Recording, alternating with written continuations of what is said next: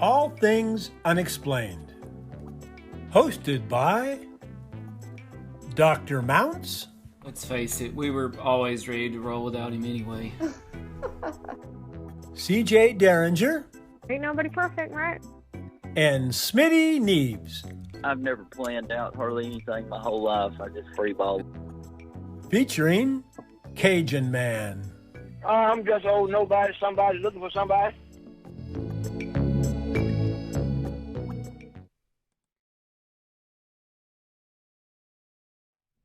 Because there's stories out there I can't even compete with, so.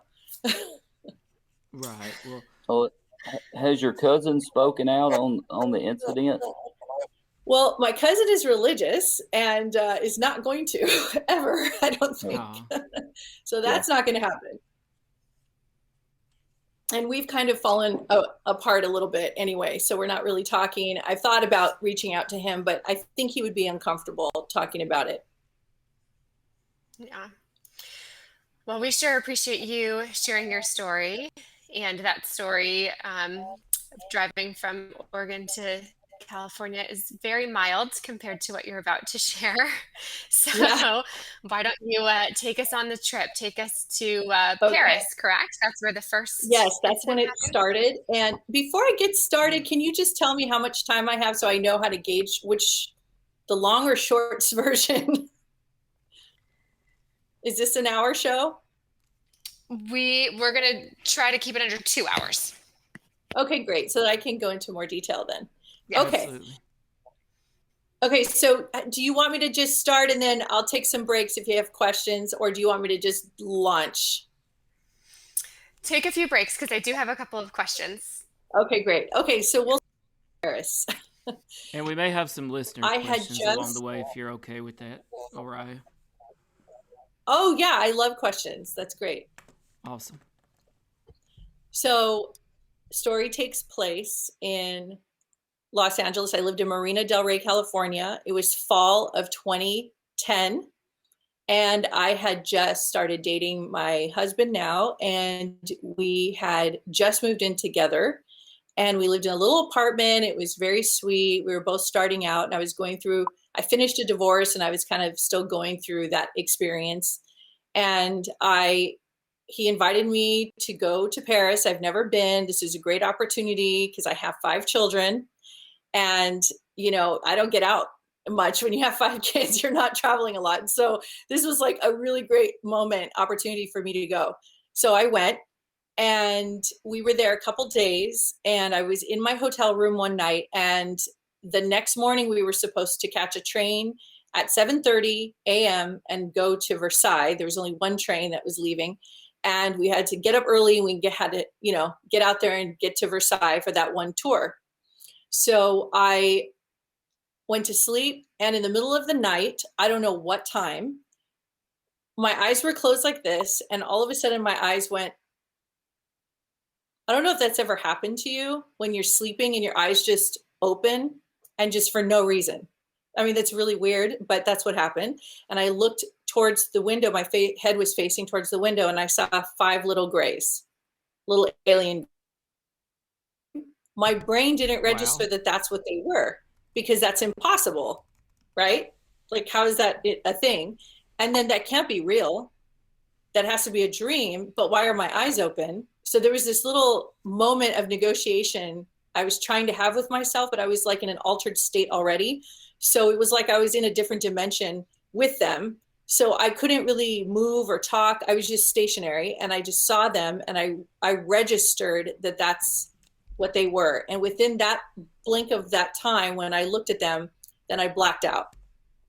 That morning, I was awoken, laying on the bed, and at the foot of the bed, it was a small hotel. At the foot of the bed, the bathroom door was open. My husband was standing in the bathroom, shaving, and he's yelling at me, which, we're still dating, and he doesn't yell at me. And he goes, why are you still in bed? Get up, get up. Oh my God, it's 7:15. And I'm not a late sleeper. I'm always up early. So I immediately, my brain kicked on like, oh, I must have overslept. Let me just jump up and get ready. But that's not what happened. So as I went to do that, my body didn't move. And then I tried to say something and my mouth didn't move. Then I tried to talk. I tried to move my head. Nothing was moving.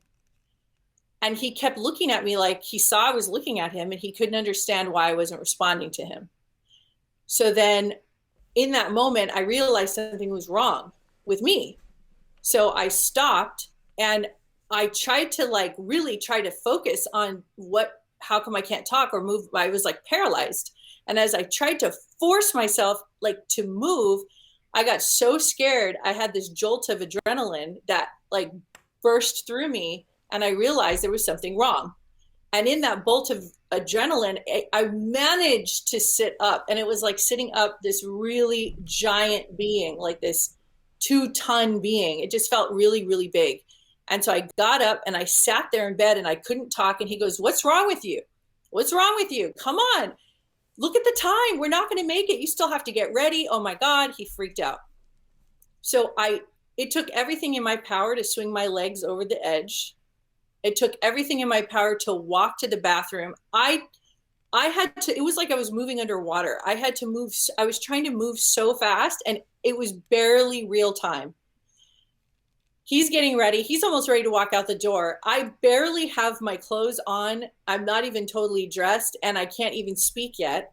And I just barely make it to the door. He grabs my hand, shuts the door and bolts to the elevator holding my hand because I'm not moving fast. And he says, like, "What's gotten into you? Come on, let's go." And I forced him to stop and look at me. And I tried to talk him, but this dry voice came out, like very croaky, dry, like no personality. And I said, "There's something in me. There's something in me." Now, I have no experience with anything being in me ever before that. So I don't really know what that feels like, but I knew that I was not by myself. That was the feeling I had. There was something inside of me. So he takes me into the elevator and just looks at me because he's a psychic medium, which is part of the reason why I think this might have happened to me because, you know, they're attracted maybe to him. So I'm right there. I don't know. So he then takes me into the elevator and he looks at me and he goes, "I'll handle this in the train. Just let's get to the depot. I can't do this right now. There's people in the elevator." And I'm looking at him like I'm in another space time. He said my face looked completely frozen. I looked completely strange.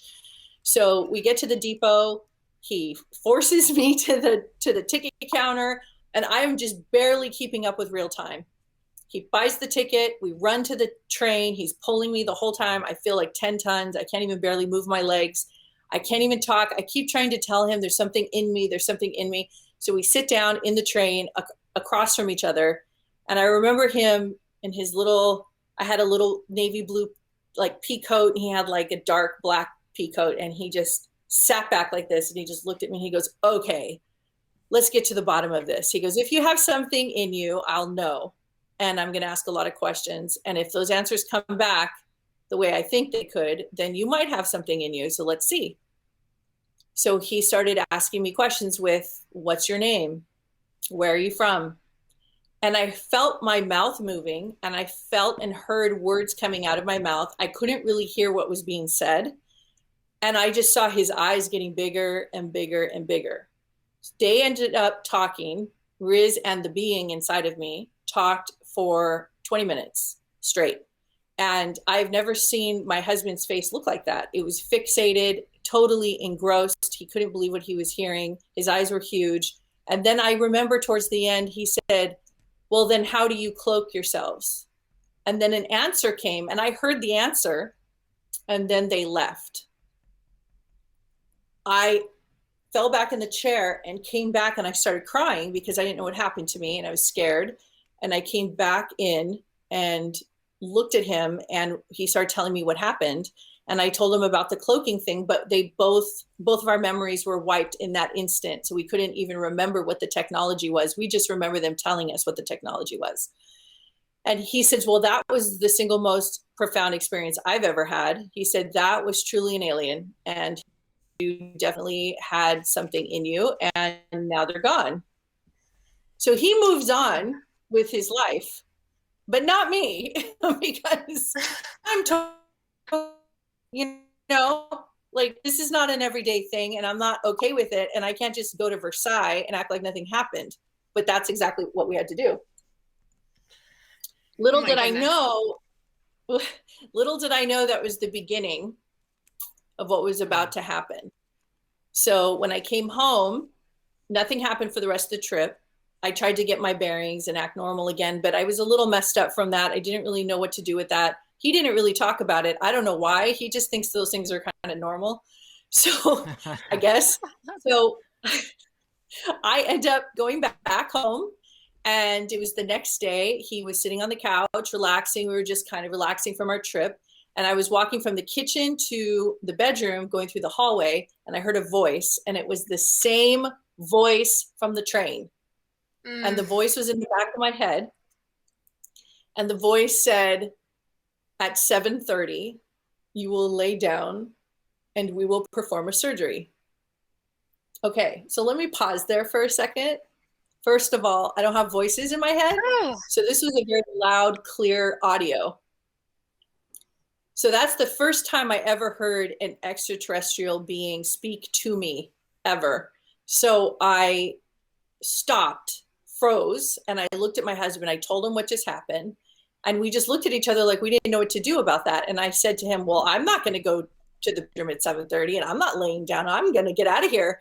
So, but something compelled me to stay in the apartment. And towards 7:30, I started feeling this very strong urge to just walk towards the bed. And I actually couldn't really move from that course. Do you guys have any questions so far? Yes. Yes. Before you dive into the next, because just so that our listeners know, the next part is even crazier than, it's just so wild. But so for those of us that have never had an experience like yours, I want to go back to the beings in Paris. And you said that they were small, right? Yes. Okay, how else could you describe them? Like what, I know it was brief for you. Yeah, they were the typical grays. They were like about 3.5 feet or 4 feet. Okay. Can you hear me? Yes. Yeah. Okay, sorry. I might have cut you off. It's like on a delay, so I didn't know if you were talking, but it's about a 3.5 to 4 foot, these little grays. They had these like really big heads and these little tiny body, and they were just kind of in a row and just looking at me. What was really crazy about that night is my daughter in California and my husband's nephew, who was, I think, in Morocco, texted us at the same time and said one saw ships outside his hotel room or his apartment building coming towards his window. And my daughter was texting saying that she felt paralyzed in bed. She felt something was in her room and she couldn't move her body. That happened the same night the aliens came to my room, and we didn't find that out till later that next day. Oh man. Now, had your husband ever spoken to an alien through somebody before, or was that the first time that he had that interaction? Well, that's a good question. And this is where everybody has to hang on, okay? Because they're going to freak out at this part. So my husband is a psychic medium. So most people know what that is. And he was born with this ability, and it grew over time. He thought he was just really smart growing up, but he actually was getting a lot of messages for people, and especially people who have crossed over. He became a heavy metal musician in New York for about 10 years, and then he eventually moved to LA. But during that time, he started to see there was something going on with him where he kept giving more and more messages to people on the subway, at the restaurant, and, he just couldn't control it.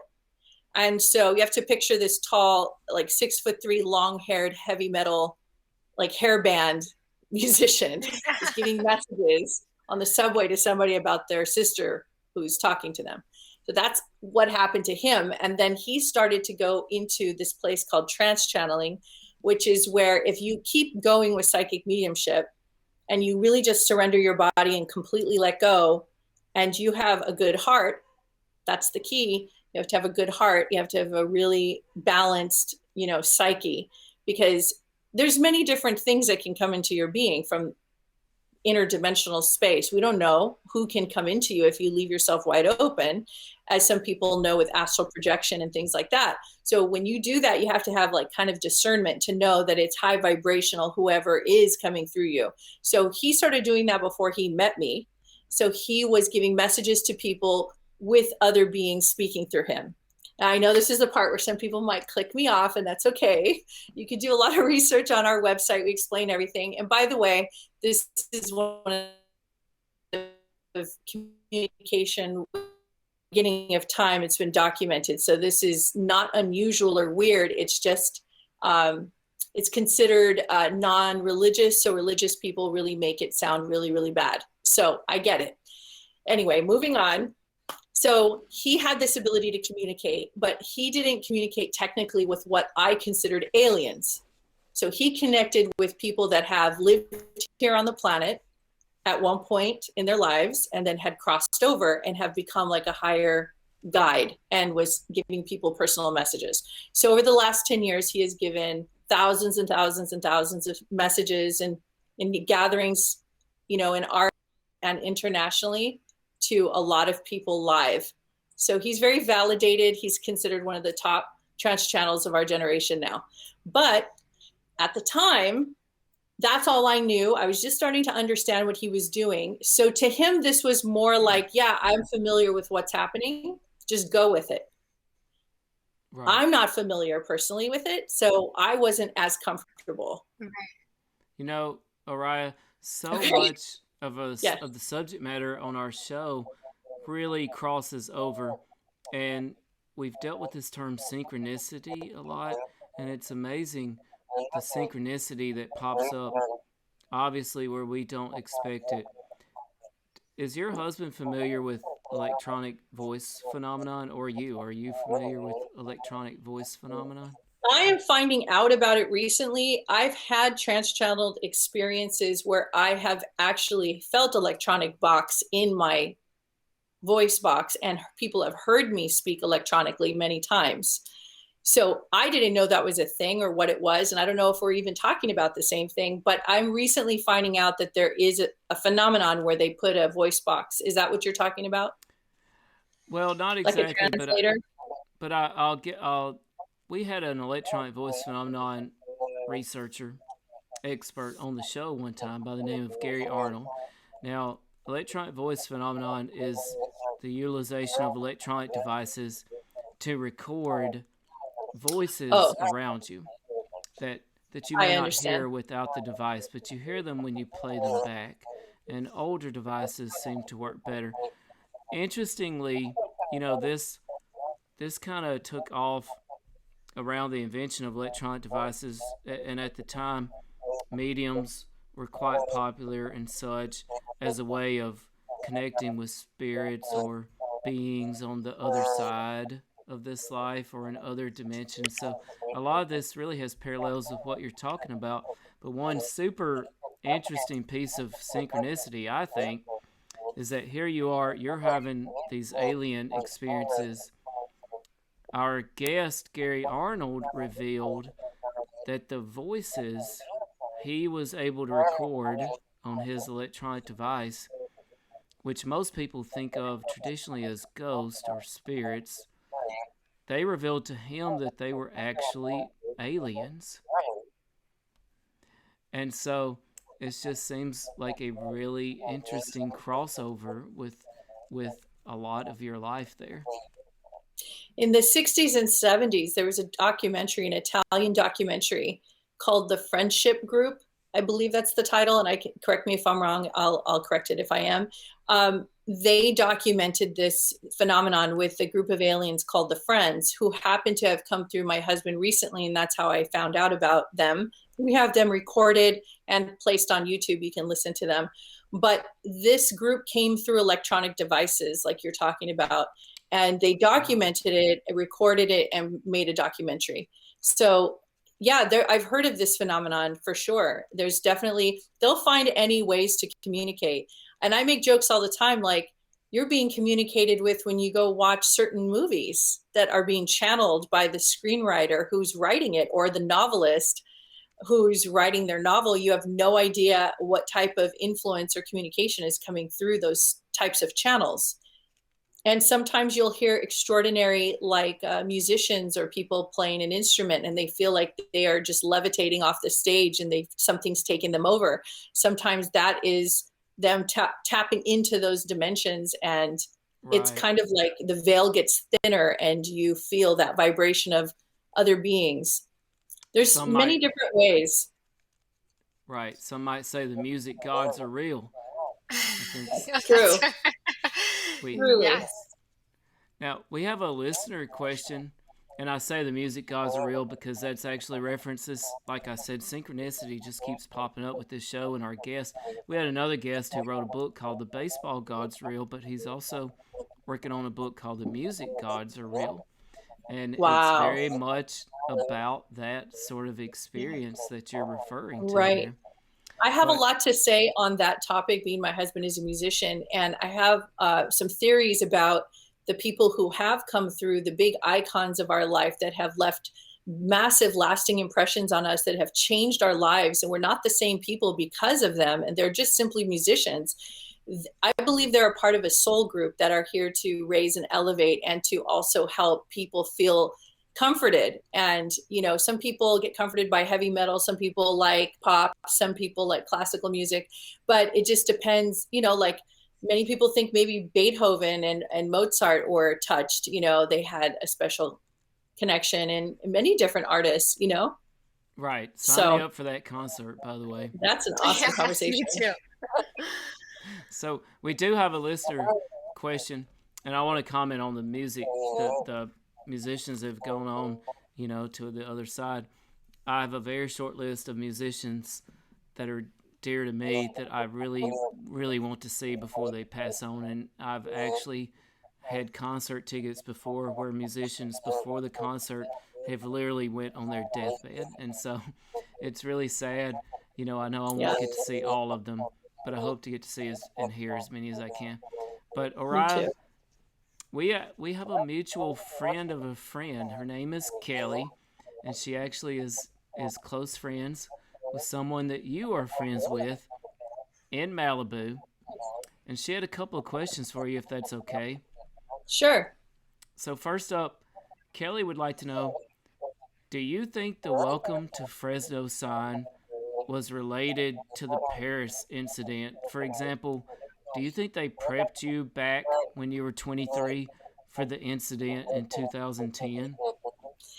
I'm going to take you further back than that. I actually got prepped when I was 5 years old, and these memories, these repressed memories, started to come back to me as I started to connect the dots, as I reverse engineered these experiences. I had some unusual things happen when I was 5. So that's when it actually started. So I'll tell you 2 incidences. When I was 5 is I had what I thought could have been a Yeti or a Sasquatch. Now that I know, at the time, I thought it was a big, hairy, giant creature that was bigger than the door, trying to constantly wrestle my door to come in from the outside. I had an outside, like, French door, and they were constantly trying. I could see the silhouette, and I would break out into a sweat. And I used to always ask my mom to sleep in a sleeping bag because I felt like I would be protected. And I would curl in a little ball at the end of the sleeping bag to protect myself because I was certain this creature would eat me.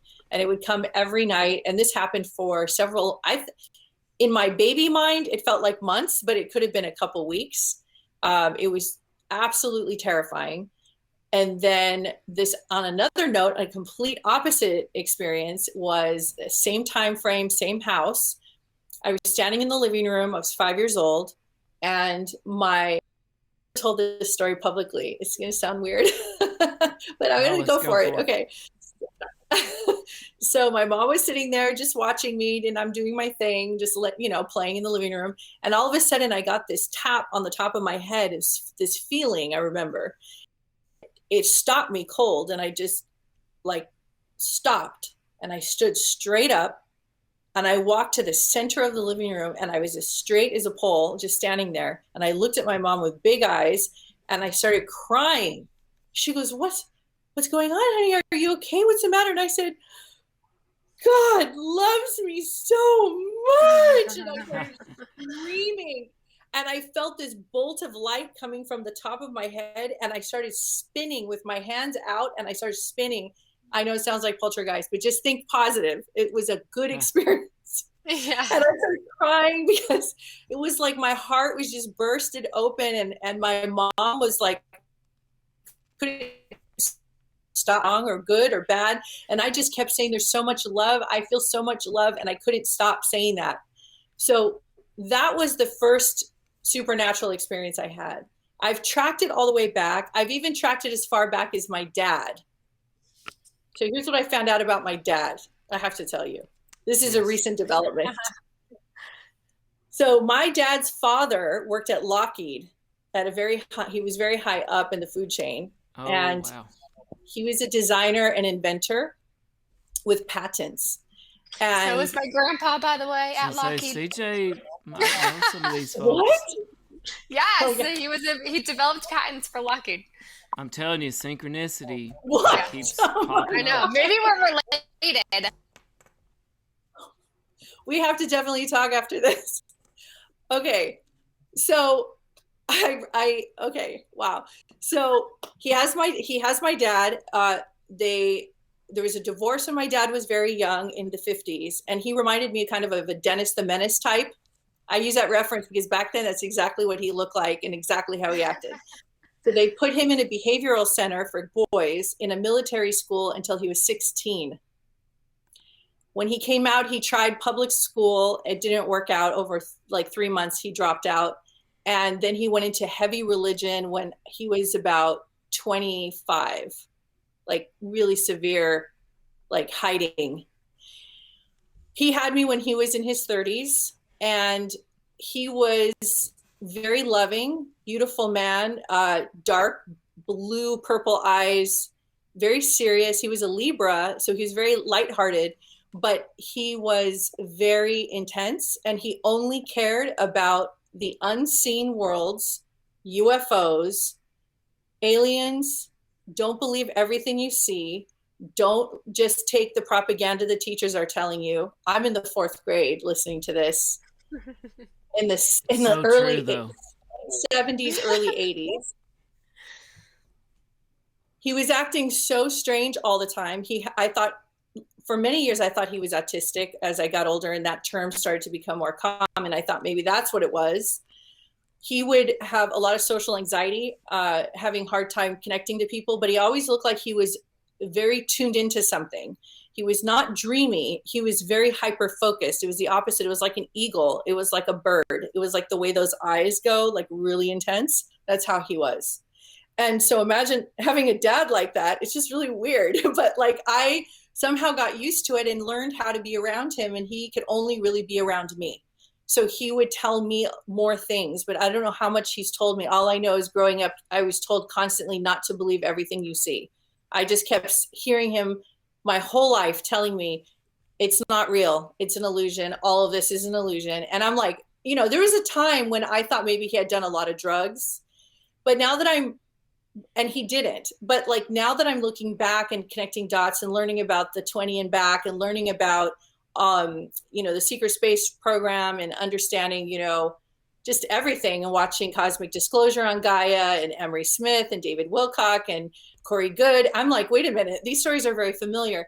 And it's to the point where I actually feel that I could have maybe even been in that kind of program, because I have time missing from the 1st grade to the 3rd grade. Who knows what happened? I don't know. My entire childhood was very strange. And then my dad was moving every 6 months. We lived in hotels, apartments, houses, RVs. He always had a job. He was always clean cut. He never was like considered a reject or something. Like he was never in jail. He was never like, society didn't reject him. He fit into society. It's just that he was just on the outskirts of everything. And I never understood what any of that meant. But now that I've spent 10 years diving in and dissecting and just getting to the bottom of this, I'm finding out that this could be a family thing. I don't know what to call it, but like they come for the family, Right. And my oldest son works at NASA, and that's another story. But I will tell you, he rejects all of this, and he's horrified if he heard this interview. He hates all of it. So he's kind of like how you were with your dad when you were growing up. Exactly. I So have a lot of compassion. Yeah, I understand. So before we go on too far, do you by chance happen to have any headphones? Every time Tim speaks, I'm hearing his voice come through your computer, and I just want to make sure that it doesn't interfere when we do turn it into a podcast. I can go get it right now. Would you mind throwing those on? Thank you.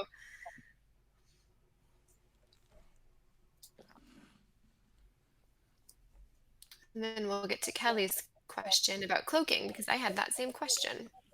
Oh, I did not know you could see the listener comments, wait. CJ. This doesn't plug in. Shoot. Oh man, I have headphones, but I don't have with the mic. The mic only goes to a phone. It should, if you connect it to the back of your computer, if you go into the auxiliary outlet, it should work. But this is that kind of for iPhone. Oh, yeah. That won't go. No, that won't go. Okay, should I turn my volume down? Maybe just a little. We'll see if is that better? Is that better? Tim, will you talk real quick and then I can see? We're speaking with special guest Oracle Oriah Mirzah, who is here telling us about all of her myriad experiences, and it's an honor having her on the show tonight. We've got a few more listener questions when she's ready, and I do think it sounds better. Okay. It's a little better. I can still hear it, but I think it will be okay. Yeah, that was much better. Oh, good. Kelly and I had the same question in terms of, and this is the last question about the Paris story, I promise, and then we'll move forward. But what is cloaking? Well, cloaking, from what I understand, and I'm not an expert, is that it's a projection of what's behind you is projected in front of you, so it looks as though it's an illusion, so it's like cloaked, but it's not the way the alien described it when he was speaking to my husband. He said it completely different, and I wish we could have remembered what he said. Maybe when I get hypnotized we can lock that in, because it was said totally different than how us humans have explained it. So I think it's more advanced than that. I think there's something more, there's more technology involved than what we have figured out, is how it felt when the way they described it. Absolutely. And we had a show Insider, and you mentioned other dimensions, Oriah, and we had a show Insider speaking of current events and UFOs and the military encounters, and their theory was, and they have a close contact in the Navy, and their theory was that as far as them disappearing, they're literally moving into another dimension. It's not that they're accelerating so fast away from us that they're gone and we can't see them anymore, but it's a case of them slipping into another dimension. So I just thought it was very interesting you brought that up.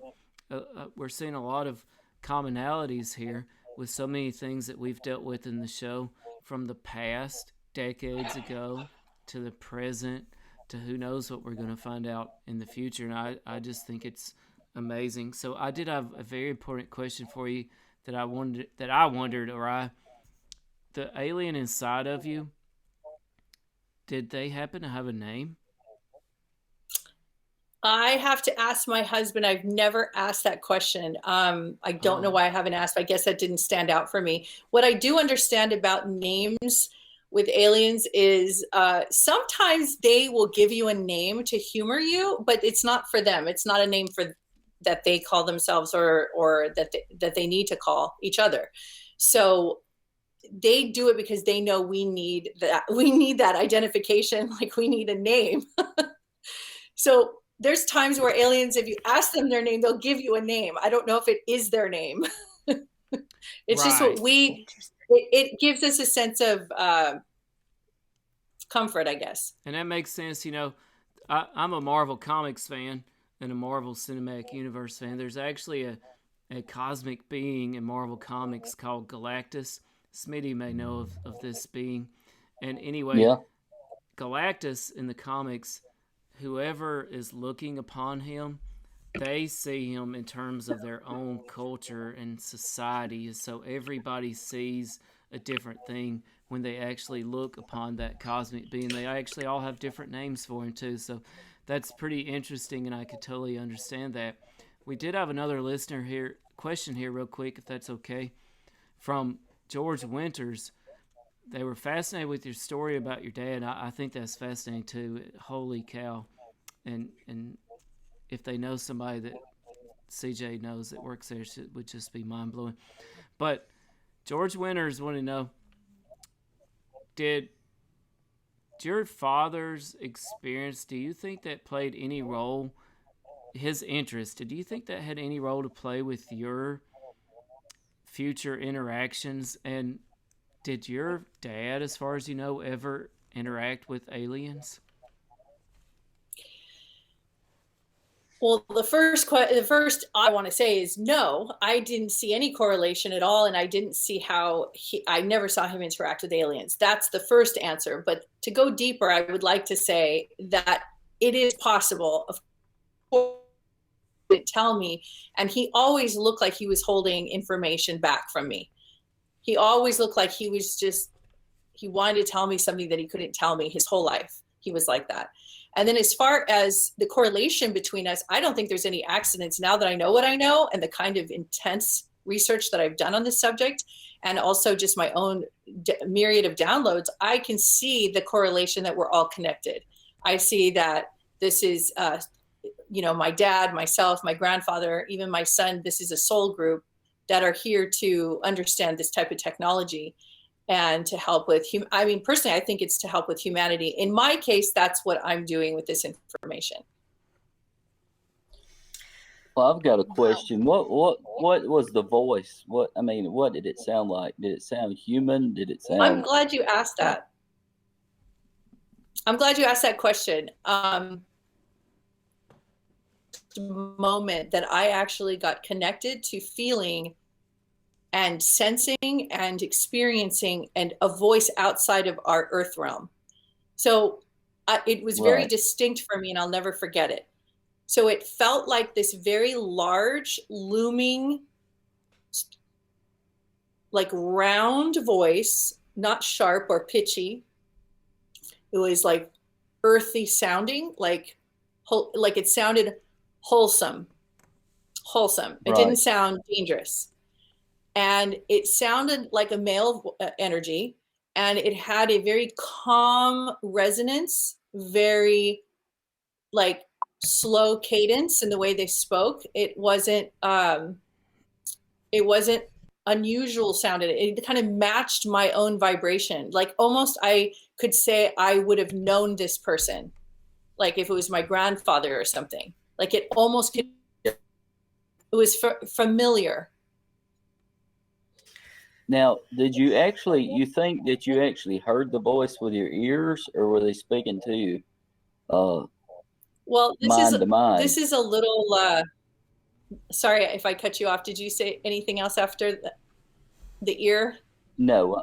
I think no. Well, I said that, were they speaking through your ear, or do you think they were speaking like telekinetically or what?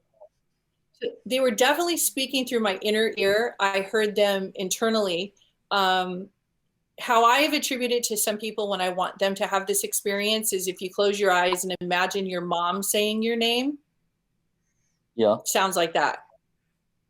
Okay. Like it's your mom's voice. It's distinct. It's separate from your own thoughts, but it's not you. Yeah. And I don't have visions of outside voices to my head. So I didn't really know what to do with this information. It was so new for me. I just know I heard it, and I know I needed to respond to it. So we are officially approaching the hour mark, which just goes to show what an interesting story and human you are. But we have not even gotten to the big story yet. The really, really great story that to know. So I'm going to move in, and thank you for answering our questions and the listeners' questions that we've had so far. But so now you're back from Paris. You don't know what to make of what happened to you. Your husband's kind of forgotten it, and this alien tells you you're going to lie down in bed at 7 p.m. Yes. At 7:30, and Yes. you are fighting it, and then instantly kind of compelled to do so, and you head to the bed. And tell us what happens next. So I walk into the bed, into the bedroom, and I lay down on my side, which is on the right-hand side. And I found some pictures online and created my book cover is a picture of me at the time.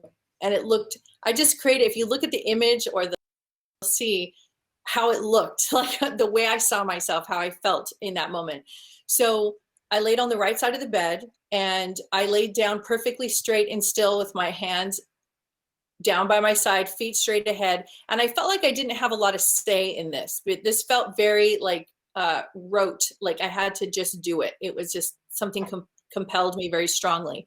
And so I lay down and I closed my eyes and I said, I don't want to do this to myself. And my head, I said, I don't want to do this. I don't want to do this. I don't want to do this. Like, just block it. Just stop. Whatever's going to happen. I don't want this. And that's when I saw my eyes opened again like that. This always thing with the eyes, they just open. And then I saw in front of me this giant head. It was floating in the air, and it was like about 10 feet long and about 6 feet across. And it was the head of a gray or an alien with the big, almond shaped black eyes, the little nose, little mouth, typical, alien, kind of the ones we all feel like we know. And it had 1,000 tiny little cracks all over the face. And I kept staring at the cracks because I've never seen anything like it. I can't describe to you. I've tried, I want to draw it. I've looked for pictures of it. I've tried to find artists who can do it. I cannot describe what this looked like. It was just, imagine, this is like, this alien is so old, like the wise medicine man of aliens. I mean, that's the feeling I got. It was just this very, very grand feeling about him. So it was a feeling of, he was looking at me like I was a bug, like this little insect, but with love. I mean, I didn't feel any danger. I just felt him looking at me like, okay, now we are going to do what we came here to do. And it was a strange feeling that came over me because, first of all, it's an unusual thing to look at. Your mind is not really prepared to see that. So you go into kind of an altered state at that point because you don't really know how to reference anything you're seeing. And so I felt his energy was just like, it's not about me. I kept feeling like, this is not about Oriah. This is not about me, the person. Like something is going to happen to me. Like, it wasn't personal. Like, I felt like this was just a routine surgery that has been performed, I guess, for certain people or different people. From my research, it sounds like everybody who's had a surgery has different types of surgeries for different reasons. And in my case, they knew down the road I would be probably speaking about it. So my surgery was related to that. Okay, so then I saw the face, then the face disappears, and I start to panic. And I felt my adrenals, I felt my veins in my neck starting to pop. I was like, okay, this is not good. I want out, but I couldn't get out and I couldn't move my body. Again, it was that paralyzed feeling. So I just knew I had to go with it. So then off in the distance, this all happened really fluidly, right? One thing after another. So I saw this alien standing. It looked like a very tall alien, about 10 feet tall. And there was a short man, or a man that looked short next to him. So the man would probably be about 6 foot something. So, but that's how tall the alien was. The arms were very long and spindly. The legs were very long and had this long neck and this big head. And he was kind of looking down. He was holding a medical tray and he had like a medical bowl. And the man was looking into that bowl. In that moment, I took notice that what I was looking at off to the right was an entire, it wasn't a room because there was no walls or ceilings or seams, but it was this glowing white, illuminated, massive space. That was not my room. And then if I moved my eyes to the left, my bed, my dresser, my walls, everything was physically still there. My body was laying here. So I'm still in my body and I'm watching this. Now, what I've encountered and what I've seen and read of other people have experienced this is a multi-dimensional experience. So you are in 2 dimensions at once. And believe it or not, when I'm done with this story, but I want to say it now, you are going to be shocked to hear there are more people that have these kinds of abduction surgery stories than the ones where they get zoomed up in a UFO ship. Oh, wow. So the one, and I they would don't, believe that, honestly. and they don't know how to talk about it. And they don't want to talk about it because guess what? You sound really, really, really crazy. So there's no way you could tell this story. So you know how many people are out there that don't talk about what's happened to them because of that? So that's why I waited so long, because I needed to know what I'm about to say means something powerful for myself and for the world. Otherwise, I'm just going to keep my mouth shut. There's no sense in me speaking if it's not going to be impactful. So that's why I waited so long and tested and tested and tested and really checked every millisecond of this experience and what had happened afterwards. Okay, so then, any questions before I go on? Yes, I have one. You said there's a man there, like a human? Another human is there with you? Oh. This man looked like he didn't know why he was there. So he had this very, very scared, bewildered look on his face. God knows how or where that took place. It could be in that man's house, or it could be they have him on a ship. I don't know exactly how he ended up there, but he was dressed normal. He had casual, like leisure clothes on, like long shorts. He just looked like a normal guy. And so they were looking into this bowl. And the second I saw that, at first I said, "What's that? Why am I looking at that?" And the second I said that, I went, "Oh no, this is something about me, isn't it? Something in that bowl pertains to me. I don't want anything to do with this. So I want out right now." And I was trying to find a back door to my soul to get out of this situation. I'm like, I don't want anything to do with this. I don't need to see what's in that bowl. I don't want to know what's in that bowl. And so as soon as I said that, I mean, they probably figured they didn't have much time with me because I was going to just burst into flames or something. I'm just going to fight this whole experience. So they had to move fast. So within seconds, now I'm zoomed in. The alien is right in front of me. The tray is underneath me, like right here. And the guy is standing there and he looks at me and he has, well, actually, let me tell you what's in the bowl first. So in the bowl is this amber gelatin. It's like this gelatinous kind of jelly look. It's actually kind of beautiful looking. It has like little tiny specks inside. They look like little tiny pin lights. It was like alive. It looked very, I don't know, like I later find out it was very intelligent. So it's an intelligent life form itself. This is a biological entity that actually works medical surgeries. But I didn't know all that at the time, but that's what it looked like. And in it was an eye, and the eye was a human eye, and the eyeball was moving around like this. When I saw that, I immediately started to suffocate. I felt like I'm next, get me out of here. And the guy turns and looks at me, and there was a gaping hole right here, a black hole where his eye was. And then I got really scared because I'm not that person that goes and watches horror films or scary sci-fi movies. I'm not into gore. I'm actually into cute things and fur and babies and animals. And I am not into gory things like that. So to show me something like that is so outside my wheelhouse, and it's not something I want to see. So I'm definitely not making that up in my imagination for those that are wondering. It's not something I'm going to try to conjure up. So I'm looking at the eye, and what I immediately got the download telepathically was that they wanted to show me that the eye is fine, the eye is alive, and there's no damage or harm done to the eye, and the eye will be put back into the man's face like nothing happened. And they're trying to show me that that's what's about to happen to me in a different form. I'm going to be with this gel, and this is how the gel works. And I want you to know, like, you're going to live.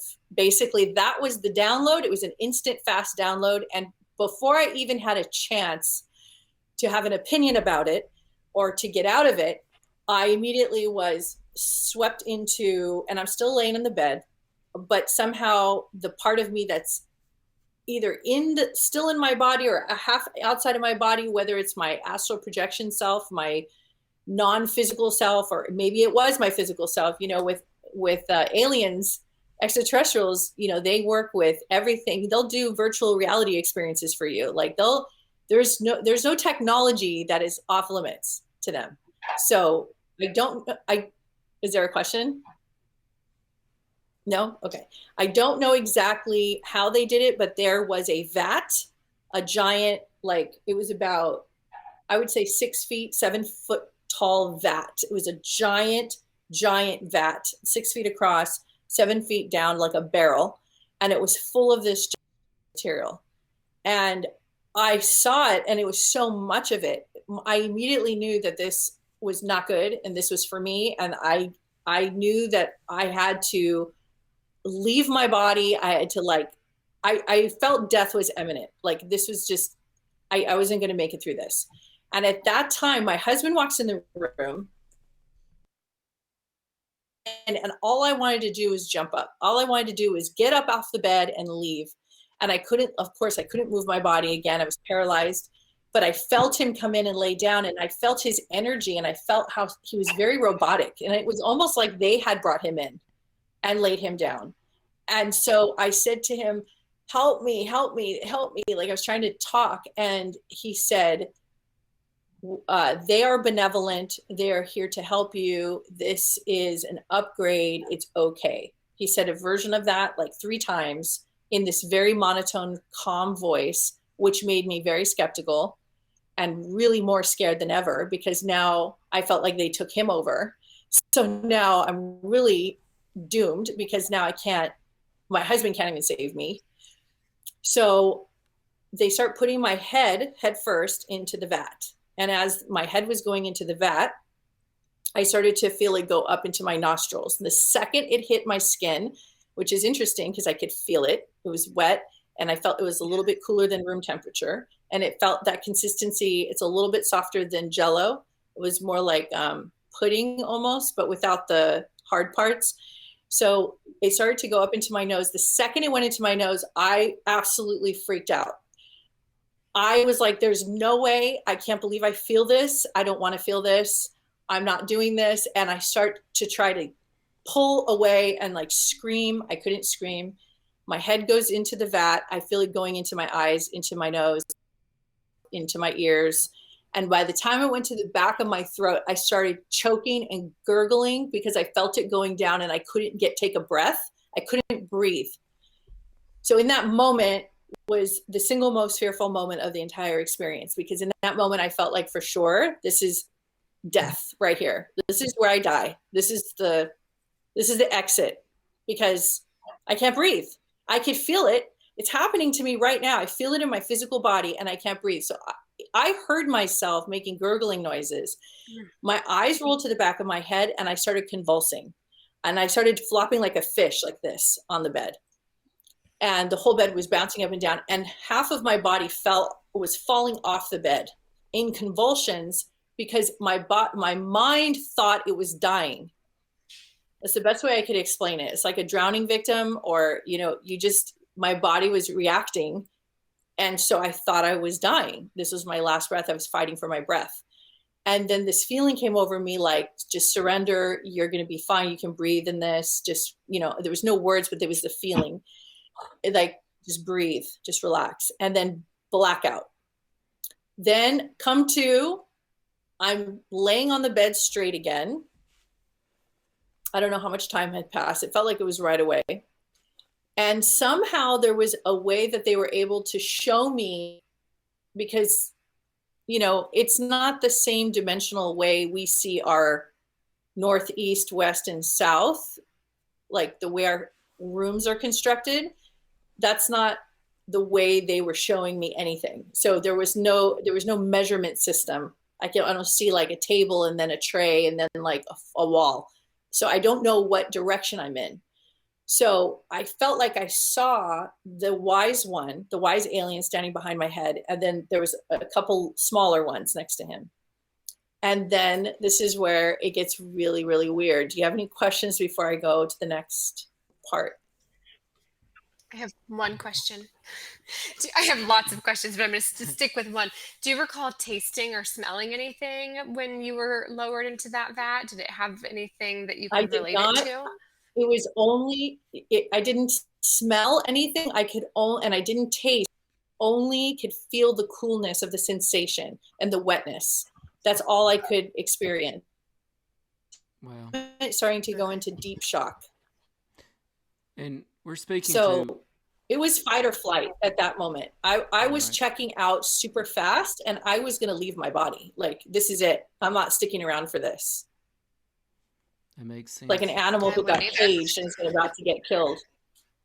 Right. We're speaking to Oracle Oriah Mirzah, who is telling us her personal story of alien abduction. Oriah, we did have another listener question. I think is a great question before you move on. I think we need to hear the rest of her story and then get to the questions. We'll circle back. We'll circle back. Sorry. Yeah, I think we need to hear the rest and then we'll go to the questions from there. Okay, so everybody hang on to your hats for this part. This is the reason why I didn't want to tell the story, because this is where we're going to go total sci-fi.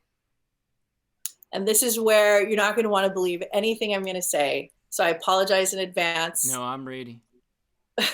Go ahead. I'm ready for this. So I felt this all happened in one quick sweeping motion. This was a very fast situation. So I felt towards the base of my skull, I felt something kind of like a sensation, but it was not, there was no pain. It was kind of like almost a little bit of a wetness, but there was no like extreme feelings there. It was just very minor. But I felt something in the back of my head, and I felt something being pulled out. And then I looked up and I saw in replacement, which by the way, that was my spine. So just hang on with me, okay? So it was my spine. And then they put in this long blue tube that looked like a Tron, glowing light, biomechanical, like upgraded, like alien spine. They replaced it, put it right back in. And in that moment, everything went white and I was out. And I woke up at 3:00 in the afternoon, 3:30 the next day. So that was it. Now I'm going to tell you what happened after that, because that's where you're going to find out what happened with that spine and me, and why I know this is a different type of situation that can happen to a human being. And I'm here to tell the story. So I walk into the room and I was totally disoriented, completely dehydrated.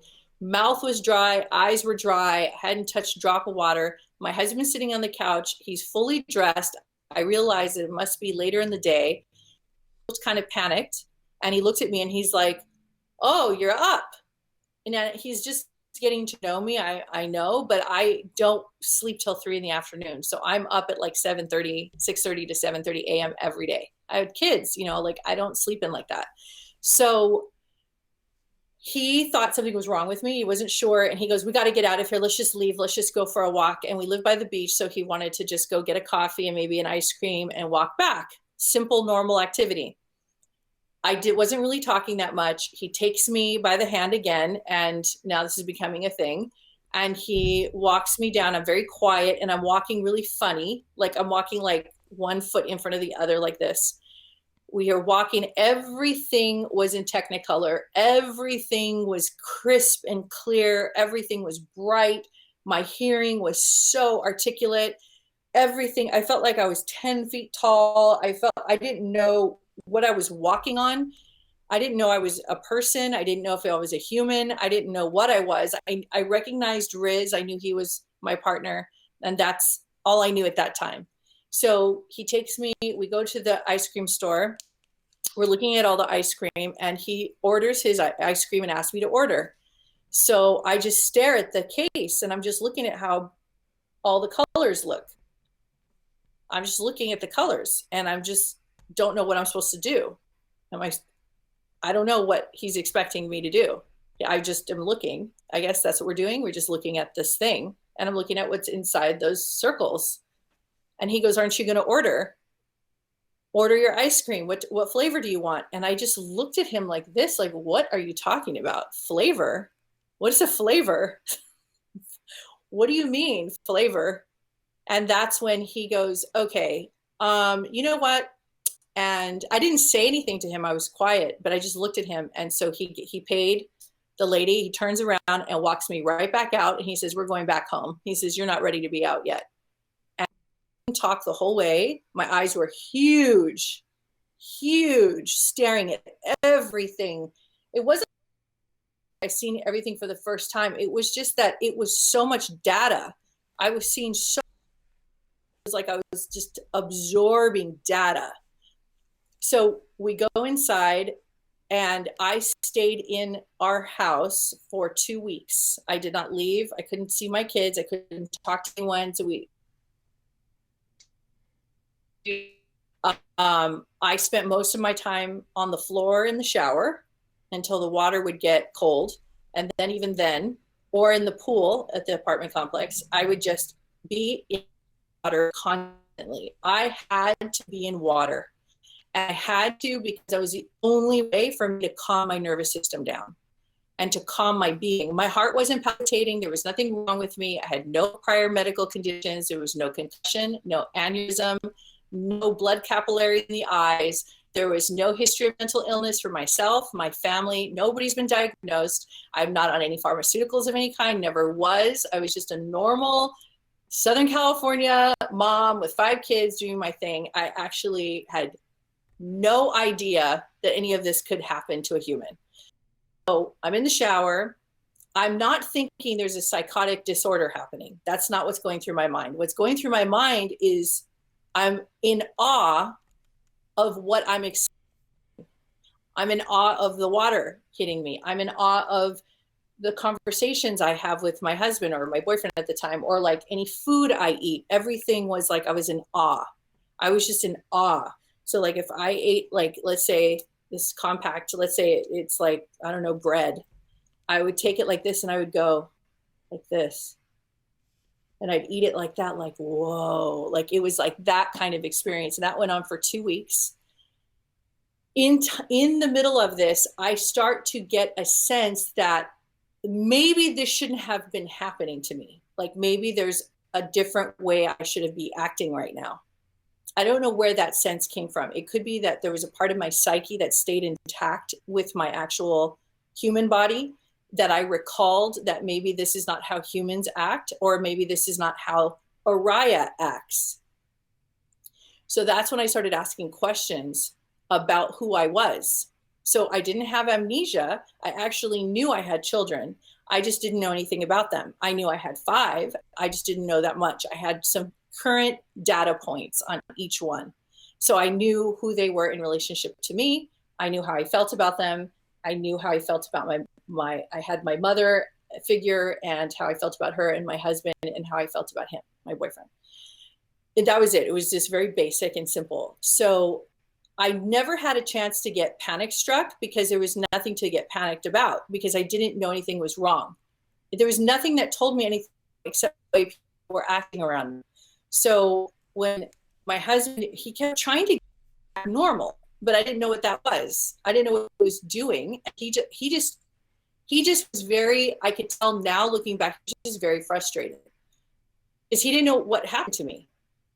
So I wasn't acting myself. I didn't talk like myself. My cadence was different. So to give you a little background on how I used to speak, I was born and raised in East LA, went to Montebello High School, and then I transferred over to San Bernardino High School, which is inner city. So it's like in New York, the Bronx. So San Bernardino is like that in LA, for those of you who don't. It's very high violent rate, you would know from California. Yeah. Yeah. So East LA, San Bernardino, it's like, it's rough.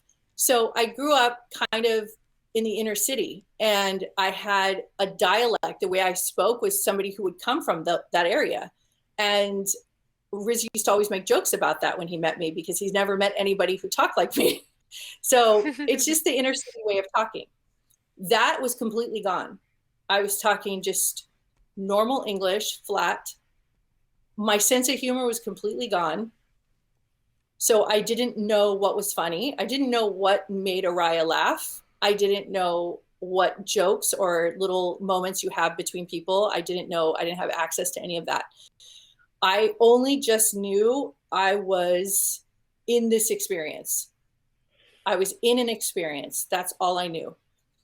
So from that moment, I realized, after talking to my husband, my boyfriend at the time, I should get in touch with and contact my kids, because if I don't, it's getting too late. It's 2 weeks now. They're worried about you. You have to go get them. So that's the first time I remember feeling actual nervousness, because I started to really fully understand that I was not the mother they knew. I was really getting that fast, in like torrents of information coming in as I was getting ready to go get them. He offered to drive me. I said, no, I want to do this myself. It was my first outing. I get in my car, my SUV, because I have 5, drive out, go pick them up. And I had a plan. I said, if I just put the music on and I go take them to a hamburger place, we just eat, and that'll keep them occupied. I can get my bearings, So that's what I did. And of course, my third born child is empath, natural psychic, very intuitive. And she said to me, within 5 minutes of sitting in the back seat of the car, this little girl says, Mommy, why are you acting like again? From then on out, it was a mad dash for me to get as much downloads and information about my relationship with each and every one of my children, because the mother-child relationship is so deep, and I did not have the information, and I had to fight for that. And it took me, I think, where I got fully connected to my kids. When I say connected, I mean like they felt comfortable with me, took about 3 years. Oh, they did not know who I was. Well, they didn't recognize me. They're like, why are you acting so weird? Why are you so different? Where's my mommy? When's my mommy coming back? Why are you acting like that? Now, some of them were younger and some were older. My oldest, she was in high school at the time, and I talked to her recently about this, and she's 28 now. And she said, I was so wrapped up in my own drama. Honestly, the last thing I was doing is thinking about you and your like alien stuff, which is so typical of something she would say. And then my younger children from her under were the ones that were more aware of it. So the older two were moving, they were already on into their sophomore or their senior and high school years and graduating high school. So they were just like not really present fully for what was happening. They were in their own world, their own traumas of life and divorce and everything. But the younger ones really noticed, and it really helped me become more present, because I had to get very quiet and still, and I had to learn and listen constantly from my kids. I constantly had to pick up cues and listen intently to how they spoke to me and the connection they had with me, so that I can try to connect the dots and reconnect my memories and who I was prior. I have never gone back to that person I was before. The you see here today is the other person. So it's either an upgrade, and I'm still me and I've accessed all my memories at this point, or it's a clone. Many people have thought I'm a clone. At this point, my husband Riz saw the giant difference in me. He saw the big, very dramatic change in me, and I never talked the same way again. My interests have only been in humanitarian causes, people through any kind of addiction and trauma. I became on radio and help people a lot, have people come to my home. I have personal sessions. I do a lot of work in helping people to reprogram themselves and help them to upgrade their own belief system. But in that time, what I didn't talk about with anyone is in the background, I was constantly in connection with aliens, guides, getting downloads, predictions. I wrote it all down in a 400-page manuscript that I've rewritten like 7 times because I keep getting more information. And I've predicted so many things, but I don't want to put myself out there as somebody who does predictions. But I have predicted so many with things happening in the world, so many things I know about. If I listen to Emery Smith talk, I can't even believe what I'm hearing because it's like I know almost everything he's talking about. I've written it before in my book. He's the only one I really feel the closest to. Corey Good, a little bit, but he goes off on some tangents that I don't have that relationship with. And David Wilk me is just somebody who just is regurgitating information. So that is, in a nutshell, the short version of what happened to me.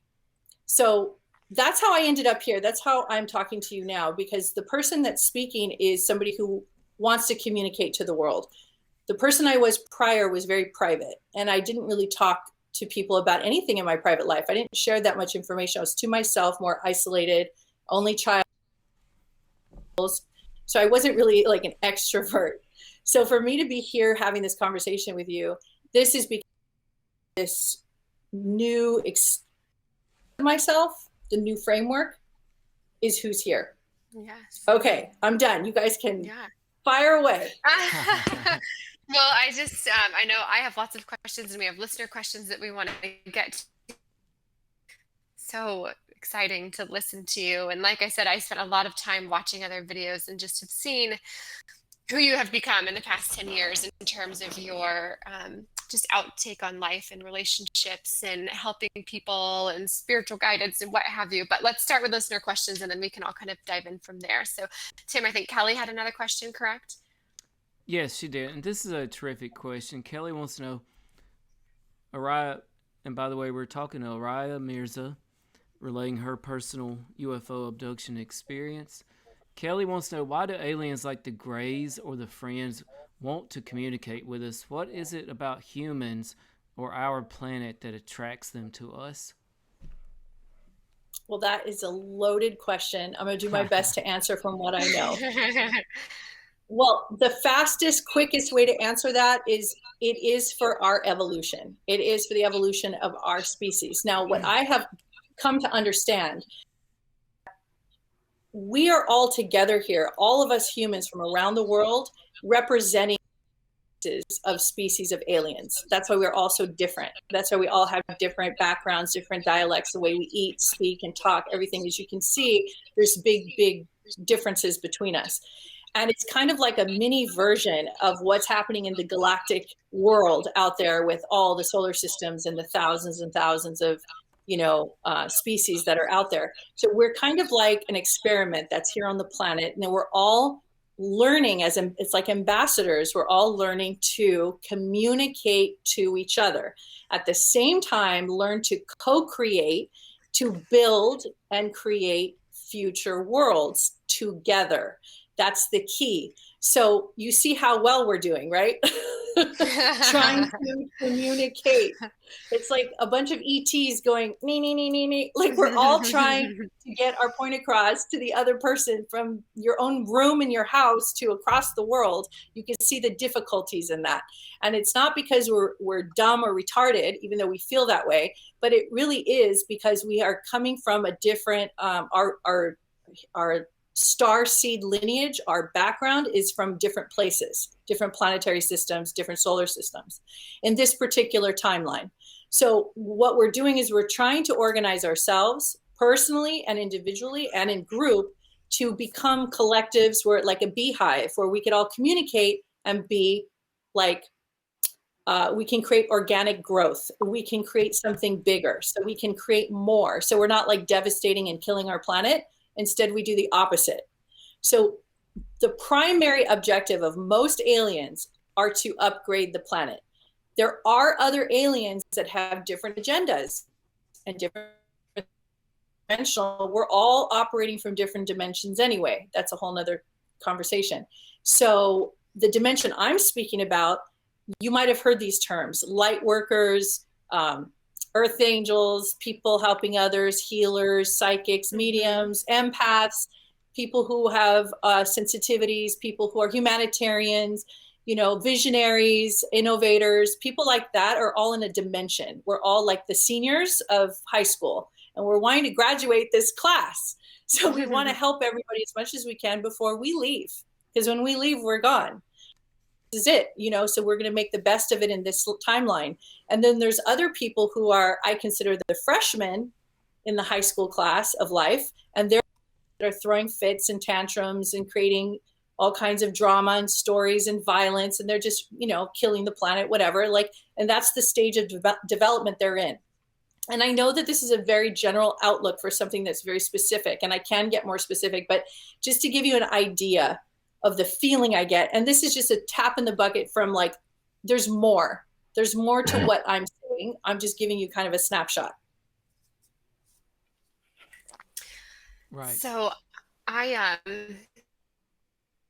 gonna take up all of the time because I feel like I could talk to you for another 2 hours. But so before I dive into him, did you or Smitty, do you guys have any questions about her experience or what happened after? Did you feel differently health-wise? We talked about kind of how your mental state was after this incident. What about your health? As far as that's a good question.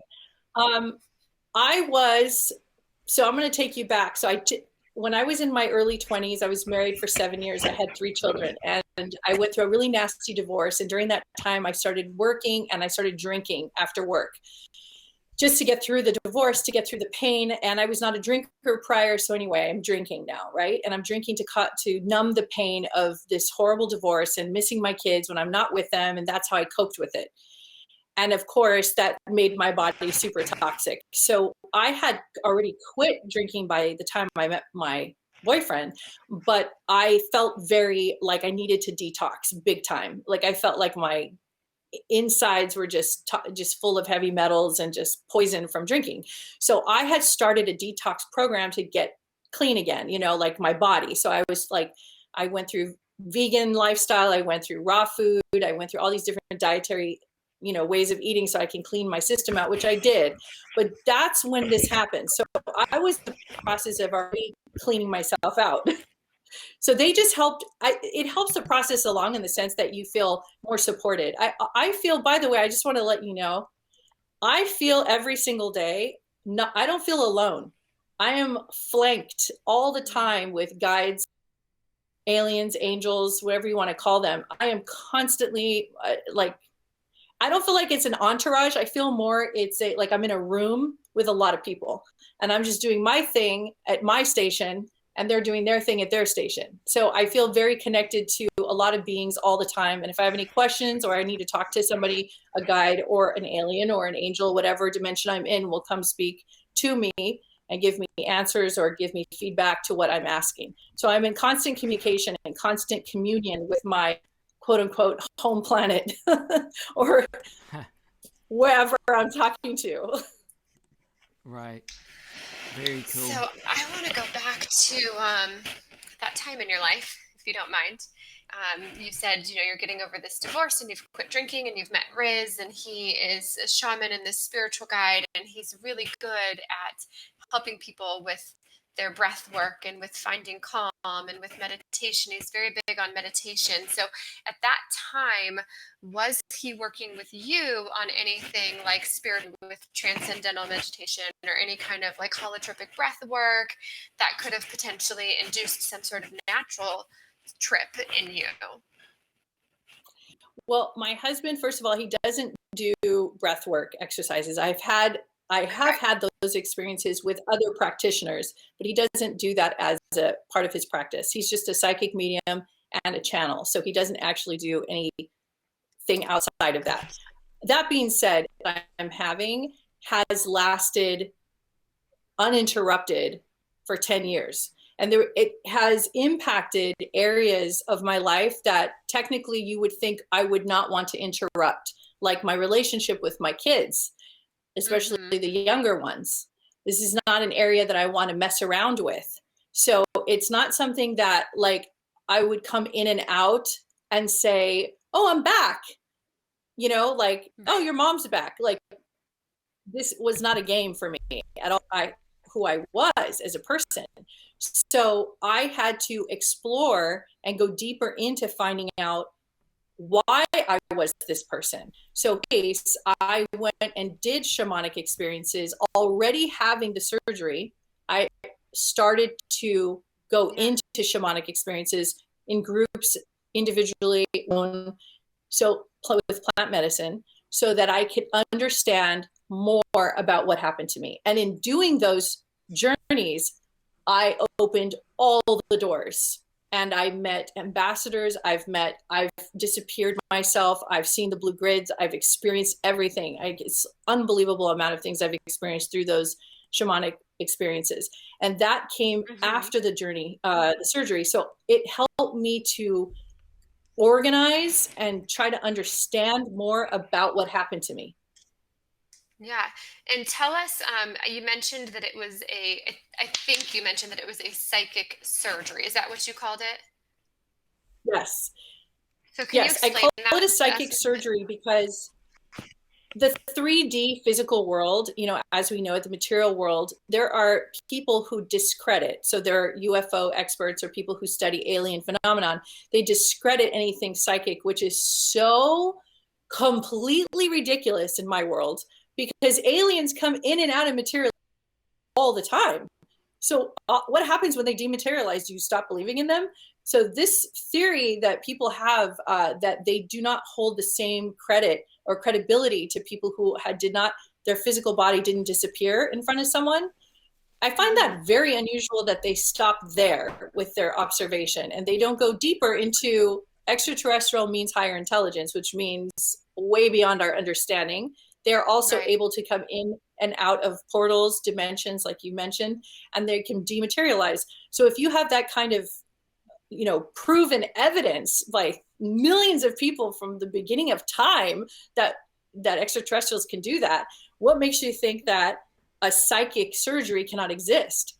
So this is one of the main reasons I decided to come forward, was because I found out in just speaking with the amount of people who have responded to my podcast guest appearances and YouTube show, people have reached out to me to say, this has happened to me. Something similar happened to me. I thought I was going crazy. Oh my God, I can't believe you're talking about this. And I believe that there's more people like me who have stayed in their body and had massive experiences that they don't know what to do with. I just put in the dirty work. Honestly, what made me different than a lot of the experiencers I've seen or heard of is that I rolled up my sleeves and I just wanted to get to the bottom of it. So that's where I just did a tremendous amount of deep searching and digging inside of myself to find out who, where, why, what, and how. That's all I wanted to know. So did you physically feel any different? Like obviously mentally, emotionally, everything in your life had changed. It sounds like when you were first done that everything was heightened. Your senses were heightened. You were seeing everything for the first time even maybe, but physically, how did you feel different? Oh my gosh, so many ways. First of all, my posture changed. So I stood straight all the time. I still stand straight all the time. I'll sit at dinner sitting straight and everybody's like, why are you sitting so straight? I have to learn to I need that surgery then. So that's one thing is my posture is always really straight. The other thing is I have more of a sense of humor now than I've ever had before because my humor is different.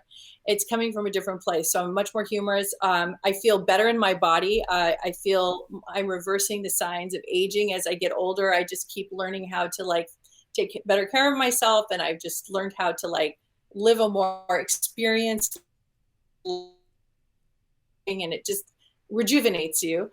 What other physical things did I feel? As far as extrasensory, I would like to talk about that. I really relate to a lot of the characters in X-Men, especially Phoenix. And I am a big Marvel Comics fan as well. And I love Guardians of the Galaxy, and I loved all the aliens in Valerian. There's a lot of things I could talk about when it comes to movies, but I really relate, and I really feel that that's where we're headed. That's a whole nother topic, but that's where we're headed is that's, it's the superhuman. I mean, it's very technical. It's actually really started. It's underway already. So we're in the early stages of it, but we got big giants like Google and Elon Musk and different companies that have already started with the neural net. And there's a lot of things that are happening that we're going to become more biomechanical in the future. But that's another topic, another conversation. But what I will say is that my extrasensory abilities that I have now, I had to learn to control them because it got me into a lot of trouble. A lot of trouble. I'll give you some examples. If I want to, I'm very telepathic. Now, that also means I'm telepathic to people around the world, which means that they're getting messages while they're sleeping at night, and they text me if I know them. And they'll say, did you just say my name? Or did you just give me a message? And sometimes I did. I was actually doing that. And sometimes I'm not. It's my other versions of myself communicating. Lots of people dream about me talking to them. There's people who once they meet me, they say, what did you do to me? Did you do something to me? Like, I'm different because of you. Like, what'd you do? Like, I'm like, I didn't do anything. But they feel something changes in them. They say sometimes it's the look in my eye. Sometimes it's the way I speak. Something is different and they can't put their finger on it. But what happens is when they leave my presence, I leave this very long lasting mark on them somehow. And then they hear me talking in their head and they sometimes email me and tell me, is that normal? I hear you talking to me. Okay. So there's things like that. So that I had to figure out because, I mean, first of all, on one side, okay, there's something nice about that, but then on the other side, they could be very intrusive. And I don't want that experience. I don't want people to think I'm barging into their psyche or trying to snoop around in their like private headspace. So I've learned how to be polite with my ability. So I do not tune in or read anybody just out of common decency, unless you want to be read. It helps me to navigate better. If I need to know where someone's coming from, I get a full download. I can understand where people are, where their heart or intentions are. I could feel, their authenticity. I could feel where they're coming from. I mean, that's just a very highly sensitive empath. Talking about things like this because it's something that I'm shy of because people who really have this ability, it's very overwhelming. So it's not something that you gloat or get excited about. It's actually the opposite. Right. I have found myself in situations with people. I've said too much. I said too much. I gave them too much information. I went too deep. I said too many things, and I had to learn how to pull back. I also, I tend to get very personal with people really fast. So I instantly can feel instant brotherhood, sisterhood connection with people instantly. And they start to feel, sometimes they feel emotions for me, or they'll say, I think we're supposed to be together or something. And, all that is just, the camaraderie. It's just that very intimate, loving camaraderie when souls come together without any pretense or without the barriers or the defensiveness, and you're just honest and loving. You tend to get that familial feeling, and then you'll start to feel like I'm supposed to be in your life in some way, which is on a very larger scope. That is very flattering, and I love that, and that's beautiful, but I'm very careful with that, as you can imagine. I'm very, very, very, very careful. So I spend most of my day-to-day life a little bit more isolated. I pulled myself off of Facebook completely. I'm just on Instagram and Twitter just for my book, but I'm not social anymore. I've kind of pulled back my one-on-one sessions with people because it just got too intense for me and just way too much stimulation.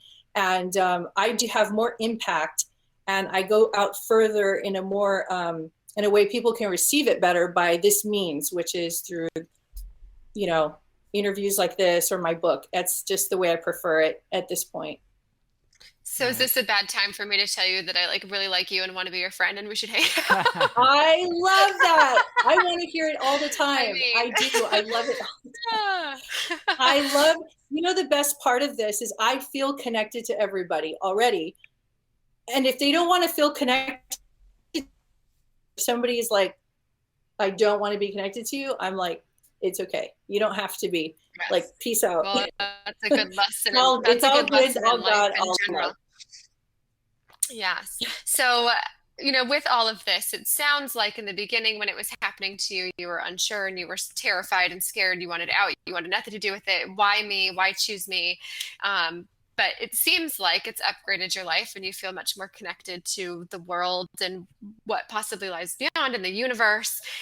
So why you? Yes. Why do you think they chose you?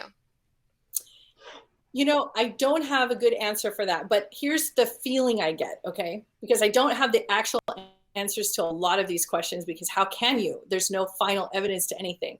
But I will give you the feeling that I have is somewhere, somehow, I signed up for this, okay? I just don't remember, but somewhere on another timeline, I signed up for this. My soul requested this. That's one. Two, on a more metaphysical level, I will say, and this is a drop in the bucket, I know I'm opening a can of worms by saying this, so I'm just going to be very fast about it. I have gotten downloads and information that the Galactic Federation is alive and well. It does actually exist. And there are ambassadors that work for them. And the three of you could very easily be ambassadors that are doing your part in upgrading and evolving the planet. You don't know. So yeah, so it doesn't make me any different or special from anyone else. It's just I'm more connected to why I came here, like in some more than most people I meet. I'm just very connected to, I'm here to do this. That definitive feeling is what propels me every day. This is an ongoing conversation in my daily life, 24/7. I'm never not talking about my downloads, experiences, how to help people, helping people, moving energy. I'm constantly working with energy. We're moving things forward. It's a nonstop 24/7 thing in my dreams time, in my day to day. It never ends. It doesn't have to. It's an eternal experience. And they've continued to communicate with you since, it sounds like. Even how does that communication, how does that come through? I mean, when you were in that experience in your bed and in this other dimension, were they talking to you? Was there any sort of verbal communication, or was it all just sort of it was a feeling they gave me during the surgeries. What was that?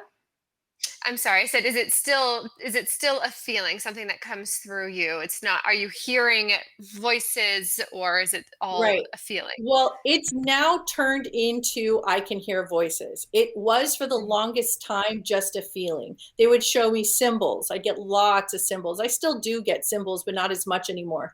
I think I had a rejection towards hearing voices because I had my belief systems about that. And so I really don't want to hear anything. So I just can't hear you. So I only just felt like downloaded feelings. I would feel like, the feeling I get is that extraterrestrials, aliens, advanced humans, higher intelligence, we are all coming from a very feeling-based, emotional-based experience. And we're here to understand our emotions, how to work with them, how to communicate and convey emotions. Imagine if all of us really had our emotions under control, and imagine if we were all telepathic. That's basically how they are. So they don't think like humans and they don't think like us, but they understand where we're at. And so it's up to us to understand what they're trying to convey if we want to. And there's people who don't want to, and that's fine. I was one of those people, so I get it. But now they communicate more in language. I can actually hear them speaking with tonality. I could hear them, and I've actually channeled them in certain situations, very specific. I've trans-channeled them in front of people live. I've had insectoids talk through me. I've had different alien beings. And, my entire goal in life always is to make sure everything is love and light. So I don't do anything if it feels low vibrational or if I feel uncomfortable. There has been in the early days, I had some gnarly visitors come in. I've had some visitors that I had to get help from Riz to help remove them from me when I didn't know what I was doing, and they would talk through me. There were lower vibrational entities that were strong.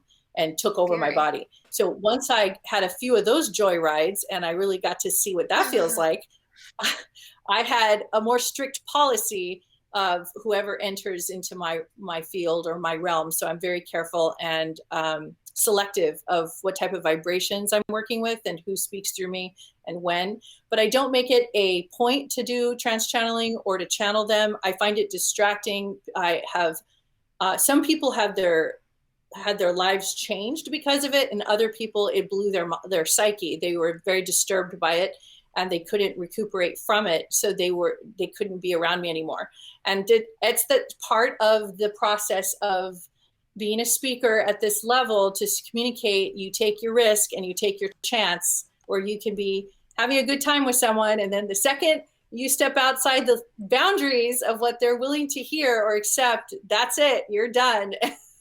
Right. They cut you out. So you have to be ready for that. You have to be ready for the haters, the people who don't want to be around you or talk negative about you. I've heard everything you could imagine said about me and my husband, but especially Oh yeah, everything you can imagine. I hear new ones all the time.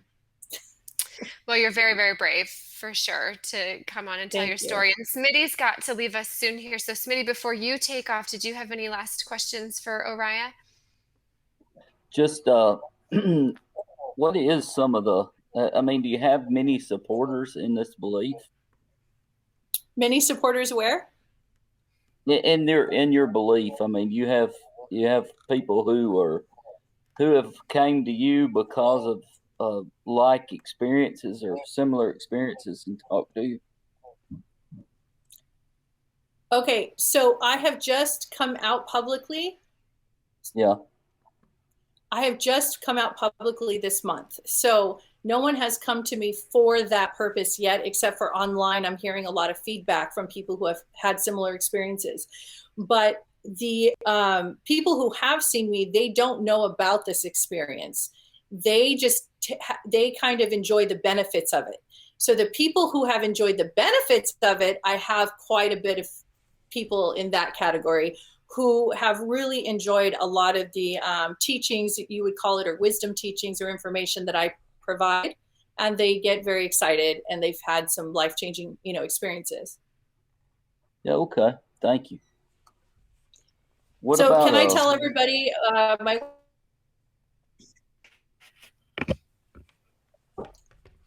It's UnitedStarseedConnections.com. Oh, yes. Would you say that one more time? I'm sorry. I think I cut you off. UnitedStarseedConnections.com.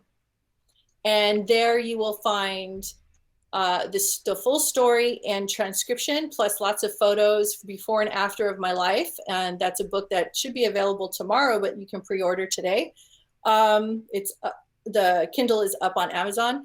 Also, I have promo videos and I have just lots of stuff. I'm starting to write a lot of articles. You can just look around and see if there's anything that catches your eye.